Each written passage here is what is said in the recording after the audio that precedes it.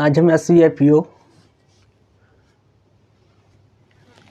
2020-21 की कुछ सवाल करते हैं, जिसमें 35 क्वेश्चन आया हुआ है। ठीक, पहला हम इससे पहले एक DI जो आया हुआ था इसी एग्ज़ाम में, उसको हम सॉल्व किए थे। उससे आगे हम क्वेश्चंस 21 से स्टार्ट करते हैं। ठीक है, क्वेश्चंस हम लिखाएंगे नहीं, हम मुंह से बोल देते हैं और आप लोग डाउनलोड कर लीजिएगा PDF नेट वगैरह से, इसी वेबसाइट से, और हम क्वेश्चंस बोल देते हैं क्योंकि लिखने में टाइम ज़्यादा लग जाएगा। ठीक, स्टार्ट करते हैं।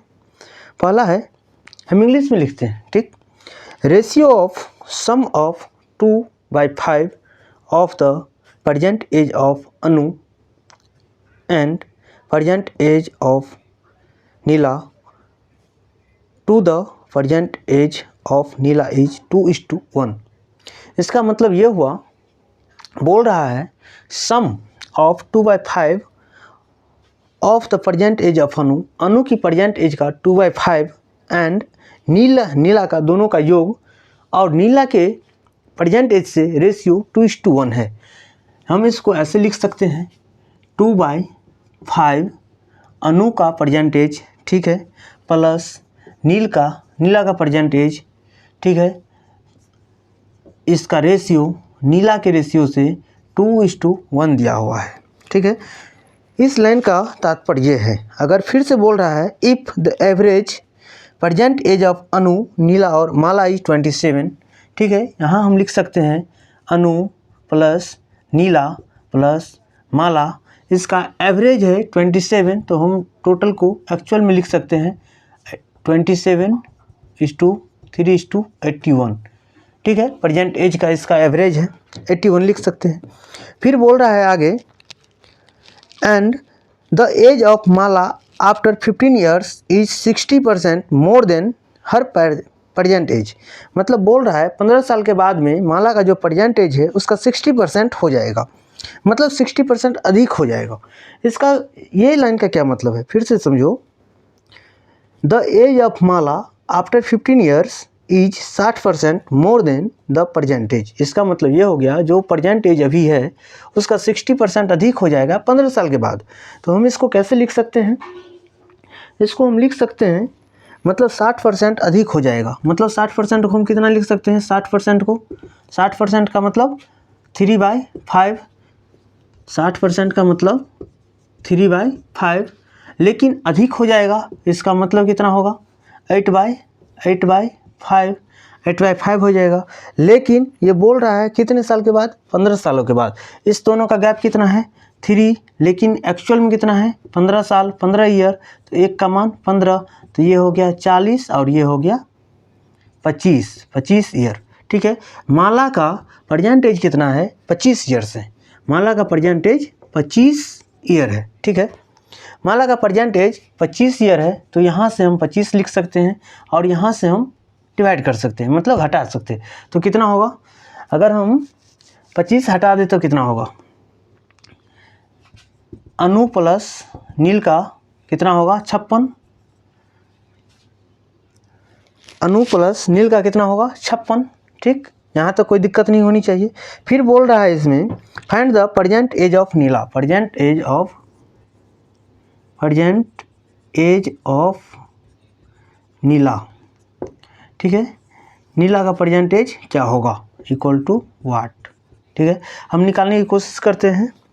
हमारा प्रॉब्लम ये है, सबसे इम्पोर्टेंट लाइन था ये समझना कि ये लैंग्वेज में थोड़ी कठिनाई है, थोड़ा टफ लैंग्वेज बना करके दिया गया है, क्योंकि बोला जा रहा है ratio of sum of 2/5 of the present age of Anu and present age of Neela to the present age of Neel 2:1। सबसे कठिनाई यहाँ थी, हम इसको सॉल्व कर लेते हैं, यहाँ तक समझ में आ गया। ठीक है, अब इसको हम मिटा देते हैं, हमारा काम यहाँ से होगा और यहाँ से होगा।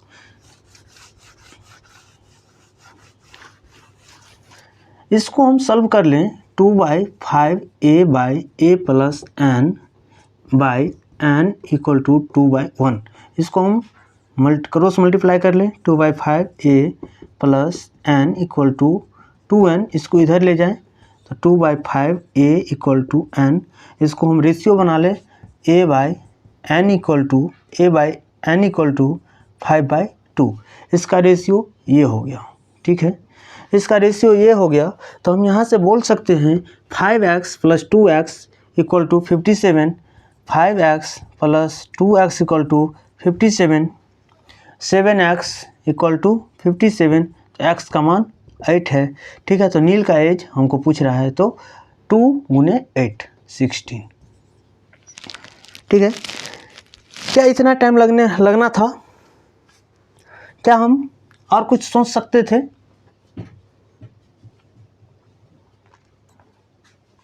एक्चुअल में इतना टाइम नहीं लगना था, क्योंकि सबसे बड़ी चीज़ थी ये लाइन समझना, और दूसरा जो 60% अधिक हो जाता है वो लाइन समझना। उसके बाद मेंटली कैलकुलेशन किया जा सकता था विद इन 20 से 25 सेकेंड में, 20 to 25 सेकेंड आंसर आ जाएगा। प्रॉब्लम यहाँ होगी और कहीं नहीं। ठीक है, प्रॉब्लम यहाँ होगी, और एक जो लाइन 60% अधिक हो जाएगा 15 साल में, वो मेंटली कैलकुलेट कर सकते थे। जैसे हम बोलते हैं, आप समझने का कोशिश कीजिएगा, यहाँ तक हम लिखना पड़ेगा। ठीक है, उसके बाद 60% वाले में 3/5 बढ़ जाएगा, इसका मतलब क्या हुआ, 8/5 हो जाएगा। 8/5 में दोनों का डिफरेंस कितना है, 3 का। लेकिन एक्चुअल में कितना का डिफरेंस है? एक्चुअल में डिफरेंस है 15 का, लेकिन एक पार्ट हमें, मतलब 3 पार्ट 15 की बराबर है, तो एक पार्ट कितने की बराबर होगी, 5 की। इसका मतलब एक्चुअल वाला 5 है, कम वाला, तो 25 साल है। एक्चुअल ईयर प्रेजेंट एज है माला की 25 साल। ठीक है, 25 साल हम यहाँ लिख लेंगे, और अनु और नीला का एज 56 प्रेजेंट एज है। अब यहाँ से हम रेशियो में व्यक्त कर लेंगे। ठीक, चलें आगे, कोई दिक्कत नहीं होनी चाहिए। चलो, एक कॉन्सेप्चुअल क्वेश्चन है बोट और स्ट्रिंग का, उसको हम अंतिम में डिस्कस करेंगे, क्योंकि ये पूरी तरह से कॉन्सेप्चुअल क्वेश्चन है। हम आगे बात करते हैं, टाइम एंड वर्क का क्वेश्चन है। देखते हैं इसको हम मेंटली बना सकते हैं कि नहीं। क्या पूरा पेपर को हम मेंटली वर्क कर सकते हैं? तो ज़रूर जी हाँ, कर सकते हैं। कैसे? बोल रहा है, Anil, Bala and Shiv together can complete the work in 32 days. इसका मतलब अनिल, बाला और शिव एक साथ मिलकर 32 दिनों में एक काम को ख़त्म कर सकता है। एंड शिव अकेला 40 दिनों में कर सकता है। अगर अनिल, बाला और शिव 20 दिन तक काम स्टार्ट करता है, उसके बाद अनिल और बाला छोड़ देता है, तब रिमेनिंग काज शिव कितने दिन में कंप्लीट करेगा? कहा जा रहा है अनिल, बाला और शिव एक साथ मिलकर 32 दिनों में किसी काम को कर सकता है। ठीक, शिव अकेला 40 दिनों में कर सकता है। ठीक है, अगर अनिल, बाला और शिव तीनों एक साथ मिलकर 20 दिन तक काज करें, उसके बाद अनिल और बाला छोड़ देता है, तो शिव बचा हुआ काम को कितने दिनों में पूरा करेगा? ठीक, इसका ऑप्शन है 12, 15, 18, 20, 24। स्टार्ट करते हैं। अनिल प्लस बाला प्लस शिव 32 दिनों में कर लेगा टोटल वर्क। ठीक है, लेकिन शिव कितना दिन में करेगा? 40 दिनों में करेगा। ठीक है, 40 दिनों में करेगा, टोटल 40 डेज। ठीक है, लेकिन ये तीनों अनिल प्लस बाला प्लस शिव 20 दिन तक काम करता है, 20 दिन तक काम करता है, फिर ये दोनों हट जाता है। तब हम देखते हैं इसका प्रोसेस क्या होना चाहिए मेंटली कैलकुलेट करने का।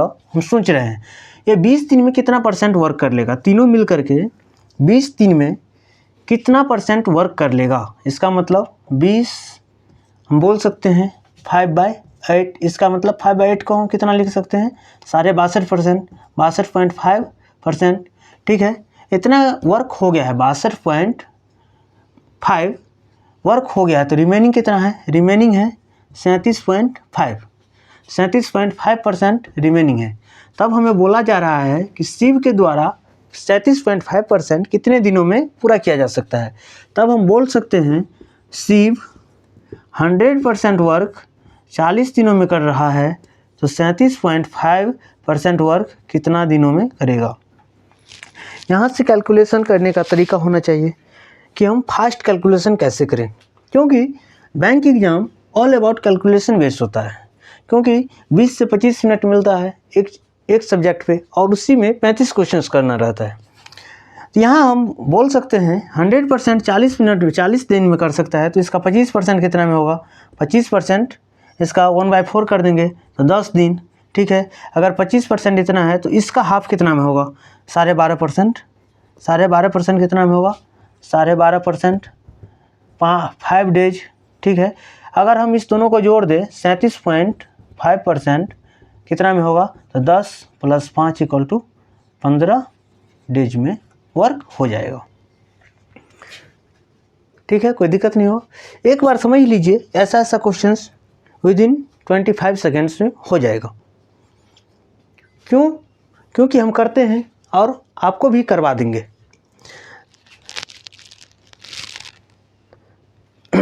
ठीक है, अगला क्वेश्चंस स्टार्ट करते हैं हम, जो कि कंपाउंड और सिंपल इंटरेस्ट पर बेस्ड है।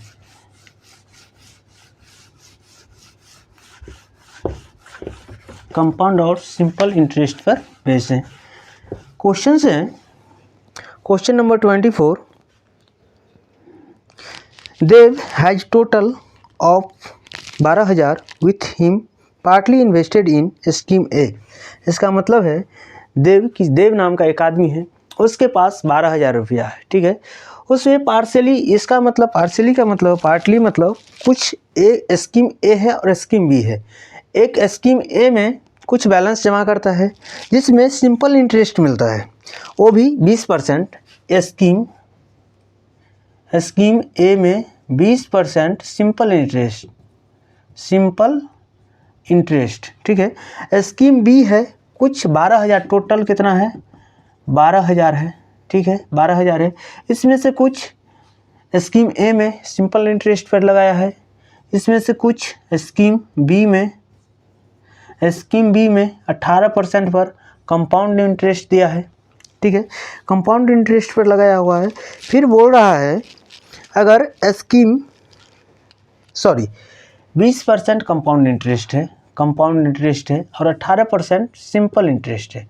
फिर बोल रहा है स्कीम बी से 3 साल के भीतर 3,024 रुपया इसका इंटरेस्ट के रूप में मिला। 3,000 इंटरेस्ट के रूप में इंटरेस्ट 3,024 रुपया मिला है, ठीक है। तब बताइए कि स्कीम ए से 2 साल के बाद स्कीम ए से 2 साल के बाद कितना अमाउंट मिलेगा, ठीक है। बोल रहा है, सबसे पहले क्वेश्चन समझिए। देव नाम का एक आदमी है, उसके पास 12,000 रुपया है, ठीक है, और बैंक में 2 स्कीम चल रहा है, स्कीम ए जिसमें 20% कंपाउंड इंटरेस्ट पर और स्कीम बी जिसमें 18% सिंपल इंटरेस्ट पर, ठीक है। फिर 3 साल के बाद स्कीम बी से 3,024 रुपया उसको मिला इंटरेस्ट के रूप में। तब बताना है कि स्कीम ए से 2 साल के बाद कितना अमाउंट मिलेगा। इसका मतलब अमाउंट का मतलब कितना मिलेगा, कितना जमा किया था वो प्लस इंटरेस्ट दोनों मिला करके कितना मिलेगा। इसको हम मेंटली कैलकुलेट कर सकते हैं विद इन सेकेंड, बट हम सबसे पहले प्रोसेस समझते हैं। इसका क्या प्रोसेस होना चाहिए। 18, ये 3 इयर्स के लिए है, 3 इयर्स, इसका टोटल 54% हो गया। 54% बराबर कितना हो गया, 3,024। इसको काट देंगे, कितना से कटेगा बताइए, कितना से कटेगा।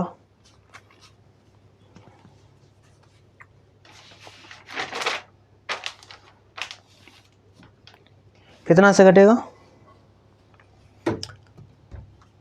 9 6 9 3 3 0 6 5 5 55। ठीक है, 100% बराबर कितना होगा, 5500। इसका मतलब यह हुआ कि स्कीम बी में 5500 रुपया जमा किया था, तो स्कीम ए में कितना होगा, स्कीम ए में 6500 रुपया जमा होगा, इसलिए कि टोटल 12,000 है। ठीक है, अब हमें बोल रहा है कि स्कीम बी से 65,000 पे 20% की रेट से 2 साल के बाद कंपाउंड इंटरेस्ट क्या मिलेगा, कंपाउंड इंटरेस्ट प्लस ये 6500 रुपया। 2 साल में इसका कंपाउंडिंग होता है 20 का, 20 प्लस 20 प्लस 20 गुने 20/100। इसको याद रखना है। तीन कम से कम कुछ ऐसा वैल्यूज है जो हम डायरेक्टली याद रख सकते हैं, जैसे कि 5, 10, 15, 20। इसको 4 साल तक हम याद कर सकते हैं। ठीक है, इसको हम 4 साल तक के याद कर सकते हैं, जिससे अक्सर क्वेश्चंस में यही 4 आता है। तो हम 2 साल के लिए देख लेते हैं, 20 20 40 प्लस 10 10 10 2 2 4 44%। तब हम बता सकते हैं कि मतलब हमें पूछ रहा है कि 6500 का 44% कितना होगा, प्लस 6500 प्लस 6500 का 44% क्या होगा। इससे ये कट जाएगा, ये कितना होगा, 260 226। इसको गुना करो,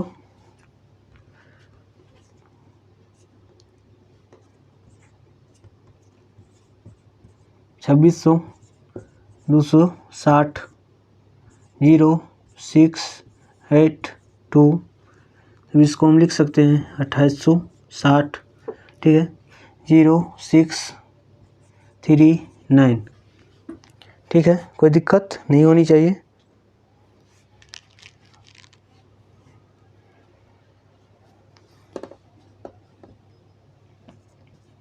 ठीक है, चलिए आगे। किसी को दिक्कत? चलो अगला क्वेश्चन हम करते हैं, जो मिक्सचर एंड एलिगेशंस पर बेस है। बहुत अच्छा क्वेश्चन है, लाजवाब क्वेश्चन है। इसका कई रूप हो सकता है, कई तरह से सॉल्व कर सकते हैं, जिसमें हम कॉन्सेप्चुअल वीडियो में इसके पूरी डिटेल में एनालाइज किए हुए हैं। और आज हम एक ही प्रोसेस पर बात करेंगे, क्योंकि हमारे पास 35 क्वेश्चंस किया करना है। ठीक, इसमें कहा जाता है 2 ड्राम है मिक्सचर का, जिसमें सैंड और सॉइल मतलब बालू, जो मतलब घर बनाने वाला बालू होता है वो, और जो वाइट बालू होता है वो, उस दोनों का मिक्सचर है। ठीक है, दोनों का मिक्सचर है। ए में 5:3 में है। ए में कितना है, ए में सैंड एंड सॉइल 5:3 में है। बी में कितना है, बी में कितना है 2:3 में है, 3 में है। ठीक है, अब इसके बाद बोला जाता है, अगर ए और बी को ए एंड बी को 8:5 में मिला दिया जाए, 8:5 में मिला दिया जाए, तब what is the percentage, then what is the percentage of the quantity of soil in the final mixture in the final mixture। बोला जाता है कि 2 वेसल्स है ए और बी। ए में सैंड और सॉइल्स का मिक्सचर 5:3 में है, बी में 2:3 में है। उसके बाद ए और बी को 8:5 में मिला दिया जाए, तब सॉइल की परसेंटेज क्या होगा फाइनल मिक्सचर में, ठीक है। हमें निकालना है सॉइल, ये हमें निकालना है, ठीक है। इसका सबसे पहला प्रोसेस होता है कि इसका क्वांटिटी हम इक्वल कर लें, क्योंकि ये हमारे पास रेशियो है, हमारे पास एक्चुअल वैल्यू नहीं है, ये रेशियो वैल्यू है। तब हम इसको वॉल्यूम को जब तक इक्वल नहीं करेंगे तब तक आपस में मिला नहीं सकते हैं। इसीलिए हम इसकी क्वांटिटी को इक्वल कर लेते हैं। ये 8 है, ये 5 है, तो इसको हम 5 से मल्टीप्लाई कर देते हैं, इसको 8 से मल्टीप्लाई कर देते हैं, ठीक है। तब नया मिक्सचर क्या होगा 25, 15, 16, 24, ठीक है। ये हो गया। अब हमें बोल रहा है कि 8:5 में मिलाना है, ए का 8 भाग और बी का 5 भाग, और जो नया रेशियो बनेगा उसमें सॉइल की परसेंटेज क्या होगी। तब हम 8:5 में मिलाने की कोशिश करते हैं। ए का 8 भाग बनाते हैं पहले हम, ए बी, ये हो गया 25, 15, 16, 24, इसका 8 भाग लेना है, इसका 5 भाग लेना है।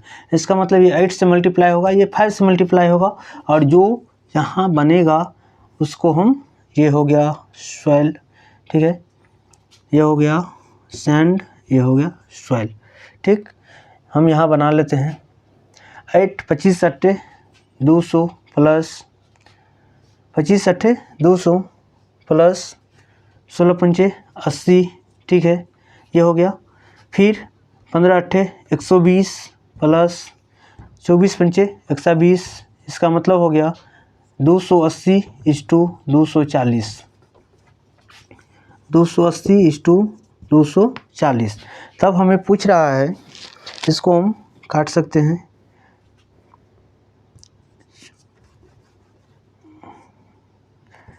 14, 12, 7, 6, ठीक है। 7, 6 के रेशियो में हम काट सकते हैं। तब हमें पूछ रहा है ये 6 का परसेंटेज क्या है। 6 का परसेंटेज 6/7:100। इसका रेसिप्रोकल वैल्यू कितना होता है, इसका रेसिप्रोकल परसेंटेज रेसिप्रोकल वैल्यू हम करवाए हुए हैं 6:7:7 इक्वल टू अप्रॉक्स परसेंटेज, ठीक है। कोई दिक्कत।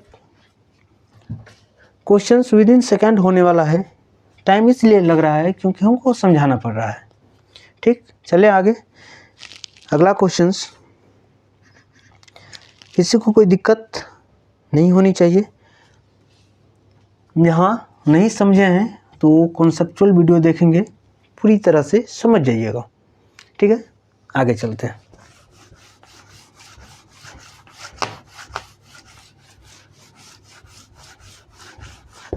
प्रत्येक दिन हम एक एक सेट करेंगे, जिसमें प्रीवियस ईयर इंक्लूड होगा। अब हम देखते हैं थोड़ा रेशियो एंड प्रोपोर्शनल चैप्टर से, ठीक है। रेशियो एंड प्रोपोर्शनल चैप्टर से देखते हैं। रेशियो एंड प्रोपोर्शनल चैप्टर से देखते हैं। फिर उसके बाद है पाइप एंड सिस्टम, ठीक। फिर उसके बाद ट्रेन। चलो क्वेश्चन हम पढ़ते हैं। Train pass a platform 48 second. एक ट्रेन है जो 48 सेकंड में एक प्लेटफॉर्म को पार करती है। 48 सेकंड में एक ट्रेन है, 48 सेकंड में एक ट्रेन एक प्लेटफार्म को पार करती है, ठीक है। ट्रेन की स्पीड है, स्पीड ऑफ ट्रेन 44 किलोमीटर प्रति आवर। हम बताए हुए हैं कि हम 40, यहाँ सेकंड है, यहाँ किलोमीटर प्रति आवर है, तो क्वेश्चंस पढ़ते ही इसको हम मीटर प्रति सेकंड में चेंज कर लेंगे, तो 15 मीटर प्रति सेकंड, ठीक है, कोई दिक्कत नहीं है। फिर बोल रहा है यही ट्रेन एक और दूसरी प्लेटफार्म को, जो पहली वाली प्लेटफार्म का है उससे दुगुनी लेंथ का है, मतलब पहली प्लेटफार्म का लेंथ x है P1 का, तो P2 का 2x है, उसको पार करने में 64 सेकंड की टाइम लेती है, 64 सेकंड की टाइम लेती है। तब वो बोल रहा है फाइंड करने के लेंथ ऑफ ट्रेन। तब लेंथ ऑफ ट्रेन क्या होगा, लेंथ ऑफ ट्रेन क्या होगा। फिर से क्वेश्चन समझिए। एक ट्रेन है जो एक प्लेटफॉर्म को 48 सेकंड में पार करती है। उस ट्रेन की चाल है 54 किलोमीटर प्रति आवर, ठीक है। वही ट्रेन दूसरी प्लेटफॉर्म जो पहली वाली प्लेटफॉर्म से दोगुनी लेंथ की है उसको 64 सेकंड में पार करती है, ठीक है। तब पूछ रहा है कि लेंथ ऑफ ट्रेन क्या होगा। सबसे पहले यहाँ कितना सेकंड ज़्यादा है, कितना सेकंड ज़्यादा है, यहाँ कितना सेकंड ज़्यादा है, 16 सेकंड, 16 सेकंड ज़्यादा है, 16 सेकंड ज़्यादा है, 16 सेकंड अधिक लिया है। क्यों 16 सेकंड अधिक क्यों लिया है? सबसे पहले समझे, यह एक प्लेटफॉर्म है, ठीक है। यह एक प्लेटफॉर्म है। इस यहाँ से एक ट्रेन जा रही है, यहाँ से एक ट्रेन जा रही है, यहाँ से एक ट्रेन जा रही है। इसको पार करने में 48 सेकंड लेती है, ठीक है, 48 सेकंड लेती है। सेम यही ट्रेन इतना ही लेंथ की जो एक ये वाली प्लेटफॉर्म है, ये x है तो ये 2x है, इसको 64 सेकंड में लेती है। क्यों?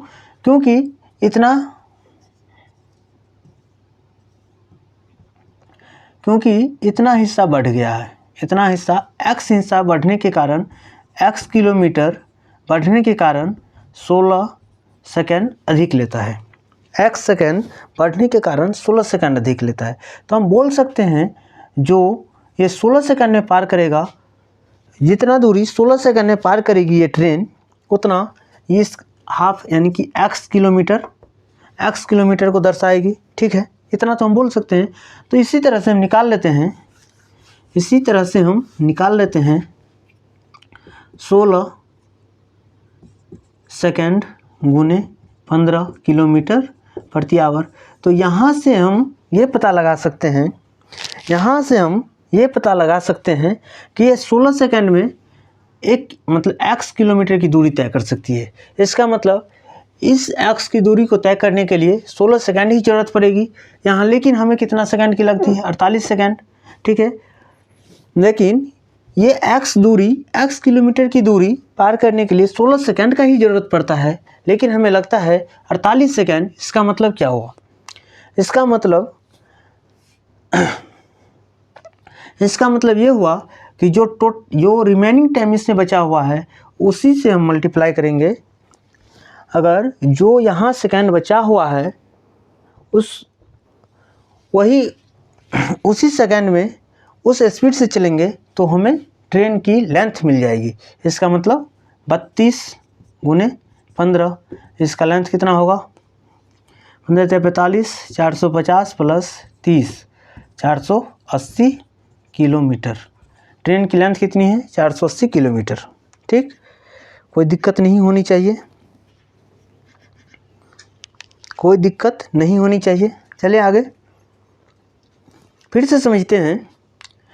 एक ट्रेन जिसको 48 सेकंड की समय लगती है, ठीक है, और ये प्लेटफॉर्म से दुगुनी प्लेटफॉर्म को पार करने में 64 सेकंड की समय लगती है।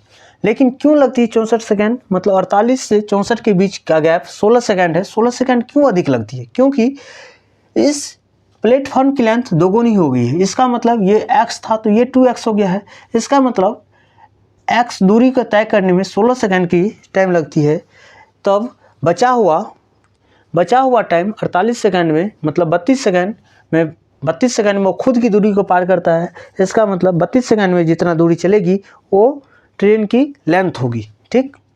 कोई दिक्कत नहीं होनी चाहिए। चलते हैं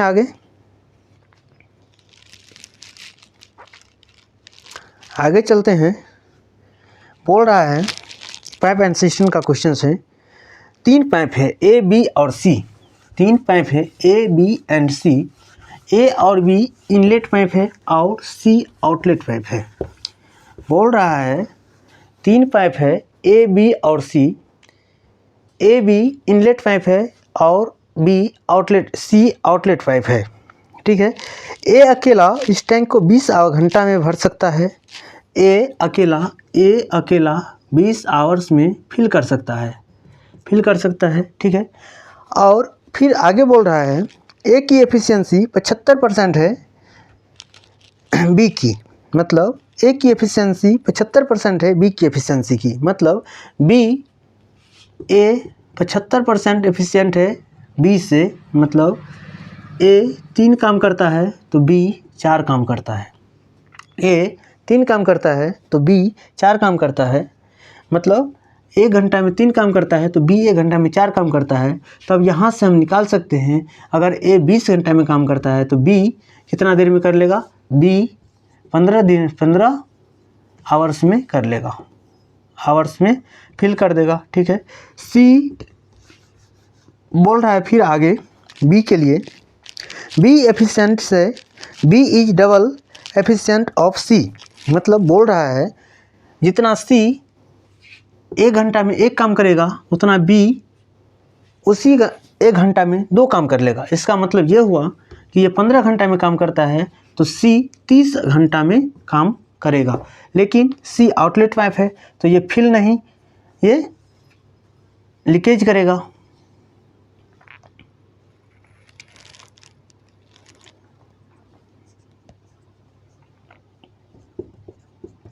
इनलेट पाइप है, ठीक है। 30 घंटा में ये खाली करेगी, यहाँ हम माइनस की चिन्ह लगा देते हैं, ठीक है। ये निगेटिव को दर्शाता है। यहाँ एक कॉन्सेप्ट है, यहाँ से हम जब हम कॉन्सेप्ट की ऊंचाई लेवल पे पहुँच जाएंगे तब यहाँ से हम देखते ही बता सकते हैं कि अगर ये बी 15 है और सी 30 घंटा में, ये 15 घंटा में भर सकता है, 30 घंटा में खाली कर सकता है, इसका मतलब बी ओवरऑल इसका एफिशिएंसी हाफ कर दिया है, बी का एफिशिएंसी सी हाफ कर दिया है। इसका मतलब हाफ करने से दोगुना से मिलेगा, तो हम यहाँ बोल सकते हैं अगर इसकी एफिशिएंसी हाफ हो गया है तब ये दोगुना से मिलेगा और ये 30 आवर्स में भर जाएगा। इसका हमें कोई ज़रूरत नहीं है, ठीक है। ये रेड हेरिंग था क्योंकि फंसाने के लिए दिया गया था, और यहाँ हमें कॉन्सेप्चुअल के लेवल पे इतना मजबूत होना है क्योंकि हमें देखते ही पता चल जाएगा। इस क्वेश्चंस में हम पेन नहीं भिराएंगे फिर भी आंसर आ जाएगा, क्यों? क्योंकि मेंटली हम कैलकुलेट करने में सक्षम है। देखते हैं आगे ए और बी में। अब हमें निकालना है कि ए कितना देर में भर जाएगा, मतलब total A plus B plus सी कितना देर में फिल कर देगा। हम दोनों तरीके से देखते हैं, 20 और 30 वैसे भी हम कांस्टेंट प्रोडक्ट रेशियो के माध्यम से देख सकते हैं, 20 और 30 के बीच में होगा, ठीक है। तो ऑप्शंस पहले इसका 60%, मतलब ए का 60%, जिसका कम वैल्यू होगा उसका 60% लगेगा 2 और 3 के रेशियो में। एफिशिएंसी 2 और 3 के रेशियो में होगा, 2 और 3 के रेशियो में होगा, तो जिसका एफिशिएंसी ज़्यादा होगा उसका 60% ही वर्क होगा। इसका मतलब हम बोल सकते हैं 20 का 60% इक्वल टू 12 डेज, ठीक है। लेकिन हम विश्वास करते हैं कि ये चीज़ आपके माथा से उड़ गया होगा, नहीं समझे होंगे, इसीलिए हम जनरल मेथड से वर्क करते हैं। सी कितना था, 30 दिन, फिर इस तीनों का एलसीएम 60 होगा, ठीक है। एलसीएम 60 होगा, इसका एफिशिएंसी 60 के लिए, इसका 3, इसका 4, इसका 2, लेकिन -2 है, 4 3 7, टोटल एक्चुअल एफिशिएंसी कितना होगा, 3 + 4 - 2 इक्वल टू 5, ठीक है। Total days 60/5 equal to 12 days, ठीक। कोई दिक्कत समझने में, कोई दिक्कत नहीं होनी चाहिए। चलो आगे चलते हैं। Ratio of the length of 2 rectangle is 4:5। बोल रहा है 2 आयत की लेंथ का रेशियो 4:5 है, 4:5 है। दो आयत की लंबाई का रेशियो 4:5 है, लेंथ 4:5 है, ठीक है। और उसकी ब्रेथ मतलब 3:2 है, 3:2 है, ठीक है, 3:2 है। पेरीमीटर ऑफ सेकेंड रेक्टेंगल, अगर perimeter of second triangle is 74 centimeter and the length of second rectangle is the length of second rectangle is 30 centimeter more than its breadth। बोल रहा है सेकंड रेक्टेंगल का पेरीमीटर 74 सेंटीमीटर है और second rectangle का length 13 centimetre अधिक है breath से। तब बोल रहा है find the area of first rectangle, find the area of first rectangle. इसका ऑप्शंस है 270, 540, 360, 480, 620, ठीक है। ये लेंथ का है और ये ब्रेथ का है।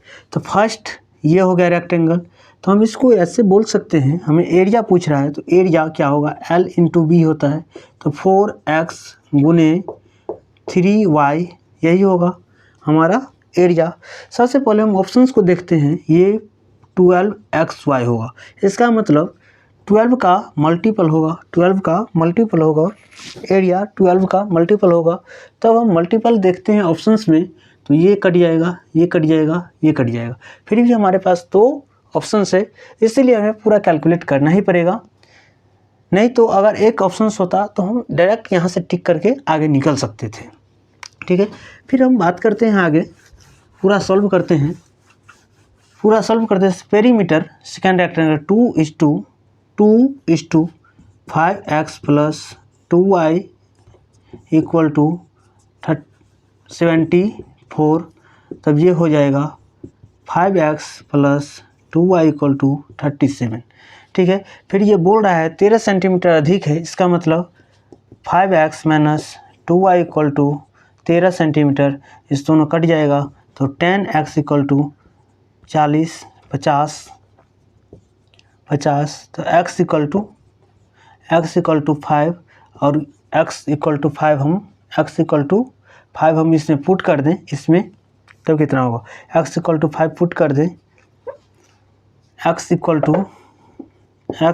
5 हम पुट कर दें 25, तो y = 6, ठीक है, y = 6, x और y का मान इसमें हम रख दें 6 × 30, 12 36, 360 आंसर हो जाएगा, ठीक है। कोई दिक्कत नहीं होनी चाहिए। आगे चलें।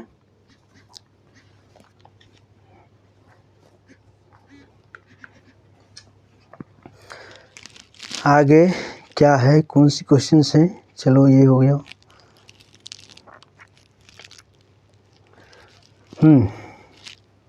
एक क्वेश्चन है पार्टनरशिप का, इसमें बोला जाता है बहुत अच्छा क्वेश्चन है, लैंग्वेज बहुत टफ है, थोड़ा समझने की कोशिश कीजिएगा, उतना टफ नहीं बोलना चाहिए। चलो आगे चलते हैं। 2 दोस्त हैं, एक बिजनेस स्टार्ट करते हैं, 2 दोस्त एक बिजनेस स्टार्ट करते हैं, वो इन्वेस्टमेंट 2:2 मान लेते हैं, ए है और बी है, 2:2 और 3 में इन्वेस्ट करता है, 2:3 में इन्वेस्ट करता है। 4 महीना के बाद बी, 4 महीना के बाद तो हम लिख सकते हैं 4 मंथ, बी ये अपना आधा हिस्सा निकाल लेता है, 1.5 निकाल लेता है, ठीक है, ये अपना आधा हिस्सा निकाल लेता है, ठीक, उसके बाद आधा हिस्सा निकाल लेता है। फिर बोल रहा है आफ्टर 2 मंथ मोर, 2 महीना के बाद ए उस बिजनेस से हट जाता है, इसका मतलब ये 6 मंथ तक रहा है, 4 महीना के 2 महीना बाद, 4 मंथ के 2 महीना बाद 6 मंथ हुआ, तो ये 6 मंथ रहा, ठीक है। और बोल रहा है कि तीसरा दोस्त सी है जो 8,000 इन्वेस्ट के साथ जुड़ जाता है। जो सी है 8,000 इन्वेस्ट के साथ जुड़ जाता है और ये 8,000 है जो 2,000 more than the initial investment of B, मतलब बी के जो इनिशियल इन्वेस्टमेंट था उससे 2,000 अधिक है। इसका मतलब यहाँ 6,000 था, ठीक है। इसका 6,000 था तो यहाँ कितना था, 4,000 था, ठीक है। अगर इस दोनों का 4,000 था तब ये काट करके यहाँ पर 4 होगा रेशियो, ये रेशियो में 4 होगा, ठीक। और ये बोल रहा है कि साल के अंत में difference between the profit share A and C के बीच 3,000 का मुनाफा हुआ, 3,000 का प्रॉफिट हुआ। प्रॉफिट तब बताना है कि टोटल प्रॉफिट कितना होगा, टोटल प्रॉफिट कितना होगा, ठीक है। साल के अंत में तो ये 6 मंथ के बाद हट गया, ये 6 मंथ लास्ट 6 मंथ के लिए होगा, ये 4 मंथ रहा है तब ये 8 मंथ के लिए होगा, ठीक है। इसको मिटा दो, इसको मिटा दो।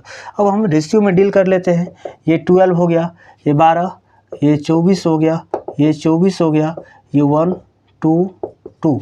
इसका मतलब 1 पार्ट इस दोनों का अंतर 1 है तो 1 3 के बराबर है। टोटल 2 4 5 तो 5 गुने 300 इक्वल टू 1500, ठीक है। इस क्वेश्चन में कुछ गड़बड़ दिया हुआ है, इसका ऑप्शन सी होगा, लेकिन SBI बोर्ड के अनुसार आंसर कुछ दूसरा दिया गया है, क्योंकि यहाँ पर ये 4 मंथ ही कैलकुलेट किया है, लेकिन 2 मंथ लेटर दिया हुआ है आफ्टर 2 मंथ, इसीलिए यहाँ पर 6 मंथ होगा, ठीक है। ओके, कोई दिक्कत नहीं, आगे चलते हैं। अब इससे आगे हैं इनइक्वालिटीज़ का क्वेश्चन। इनइक्वालिटीज़ में कुछ कॉन्सेप्ट है, उसके बारे में हम डिस्कस करते हैं पहले, उसके बाद इनइक्वालिटीज़ को बनाने का तरीका देखेंगे और 5 क्वेश्चंस को सॉल्व करेंगे और आज का सेशन एंड करेंगे, ठीक है। सबसे पहले इनइक्वालिटीज़ में कुछ साइन को बहुत महत्वपूर्ण दिया जाता है, क्योंकि हमें जो इनइक्वालिटीज़ को सॉल्व करना रहता है विदिन सेकेंड में करना रहता है, और लगभग समझिए कि 2 से 3 मिनट में 5 का 5 क्वेश्चन सही होना चाहिए, इतनी स्पीड से हम बनाना है। सबसे पहले हम यहाँ पर साइन के बारे में देखते हैं। अगर दोनों प्लस प्लस हो, एक माइनस हो एक प्लस हो, एक प्लस हो एक माइनस हो, एक माइनस हो दोनों माइनस हो, उसके बाद क्या होगा, याद रखिएगा, यहाँ प्लस होगा यहाँ प्लस होगा, ठीक है, यहाँ माइनस होगा यहाँ प्लस होगा, ठीक है, यहाँ प्लस होगा यहाँ माइनस होगा, और यहाँ दोनों माइनस होगा, ठीक है। ये क्वेश्चंस में होगा, ये क्वेश्चंस में होगा और ये आंसर में होगा। इसका मतलब क्वेश्चंस इस फॉर्म में होगा और आंसर इस फॉर्म में होगा, ठीक है। इस बात पे हम आगे क्वेश्चंस करना स्टार्ट करते हैं। सबसे पहला क्वेश्चंस हम लिखते हैं questions X square plus 12x plus 35 equal to 0। दूसरा है Y square plus 16y plus 33 equal to 0। हम अभी बताए थे प्लस में दोनों माइनस होगा, तो ये भी माइनस ये भी माइनस, यहाँ भी प्लस प्लस है तो ये भी माइनस ये भी माइनस, ठीक है। इस दोनों को तोड़ करके ऐसे लिखना है कि प्लस या घटा करके गुना या मतलब जोड़ या घटा करके 12 आना चाहिए। तो 7:5 लिख सकते हैं, 9:6 लिख सकते हैं, ठीक है। तो यहाँ पर 7 बड़े वाले के साथ पहला हम प्रियोरिटी देंगे बड़े अक्षर को, बड़े डिजिट को, फिर छोटे डिजिट को 5, फिर यहाँ 9 यहाँ 6। अब हम कंपेयर करेंगे इसको इसके साथ, इसको इसके साथ, इसको इसके साथ, इसको इसके साथ, फिर हम आगे कंक्लूजन पर बात करेंगे कि x ग्रेटर देन y होगा, x ग्रेटर देन y होगा, x लेस देन y होगा, ठीक है। x इक्वल टू y या नोट डिफाइंड हो सकता है, ठीक है। x greater than equal to y होगा या x less than equal to y होगा, ठीक है। यहाँ हम बात करते हैं 7 -6 से छोटा है, 7 -9 से बड़ा है, और -6 से छोटा है, ठीक है, तब यहाँ हम ये ऑप्शन लगाएंगे। क्यों? क्योंकि यहाँ बड़ा निकल गया, यहाँ छोटा निकल गया, तो हम कोई डेफिनेशन नहीं दे सकते हैं कि ये बड़ा है या छोटा है, ठीक। सेम इसी प्रकार से हम यहाँ से आगे चेक नहीं करेंगे और हम डायरेक्ट यहाँ टिक करके आगे निकल जाएंगे। फिर अगला क्वेश्चन है x² minus 22x plus 121 equal to 0, y² minus 23y plus 132 equal to 0। 121 को हम ऐसे तोड़ेंगे, यहाँ माइनस है यहाँ प्लस है। सबसे पहले साइन, यहाँ माइनस से पहले माइनस प्लस तो दोनों प्लस होगा, यहाँ पर भी दोनों प्लस होगा, ठीक है। 11 11, ठीक है, इसको हम 11:11 में तोड़ सकते हैं, इसको हम 11:12 में तोड़ सकते हैं, ठीक है। यहाँ पर हम 12 और यहाँ 11 लिख सकते हैं। तो हम यहाँ से कंपेयर करेंगे तो ये y बड़ा है, ये y का सिग्नेचर है, ये x का सिग्नेचर है, तो यहाँ y बराबर हो गया, यहाँ बराबर हो गया। सेम यही कंडीशन है, तो y बड़ा और बराबर होगा, y बड़ा और बराबर होगा, ठीक। आगे चलते हैं,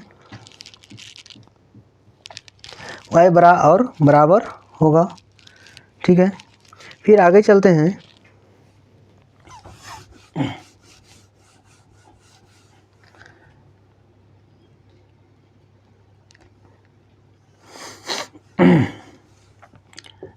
x² minus x minus 210 equal to 0, y² minus 13y minus 198 equal to 0, ठीक है।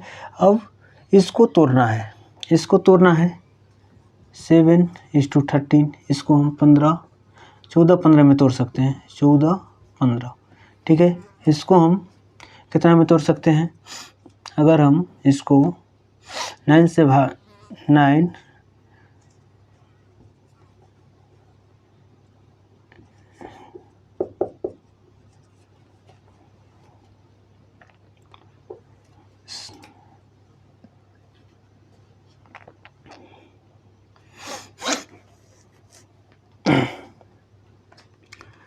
9 दूना 18, 9 दूना 18, तो इसको हम तोड़ सकते हैं। कितना में तोड़े तो 13 आ जाएगा। इसको हम कितना में तोड़े कि ये 13 आ जाएगा? 9 दूना 18, 1 9 दूना 18 22, 9 गुने 22 11 गुने 2, 9 दूना 18, ठीक है। 18 11, ये तो नहीं होगा, ये 13 है, ये माइनस है,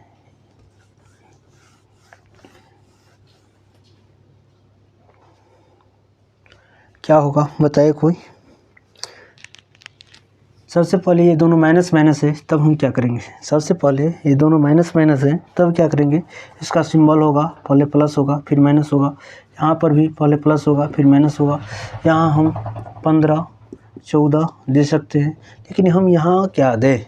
सबसे बड़ी बात है कि हम यहाँ क्या दें? 198 को तोड़ते हैं, 198 को तोड़ो, 2 9, ठीक है, 2 9 2 9 2 11 9 9 11, ठीक है। यहाँ हम 22 कर दें, यहाँ हम 9 कर दें, ठीक है। अगर यहाँ हम 22 कर दें, यहाँ 9 कर दें, तब हो जाएगा। और हम इसको कंपेयर कर लेते हैं, 15 को 22 से ये छोटा हो गया, लेकिन ये बड़ा हो गया, तो यहाँ हम फिर से यही टिक कर सकते हैं, क्योंकि दोनों में कोई रिलेशन नहीं है, ठीक है।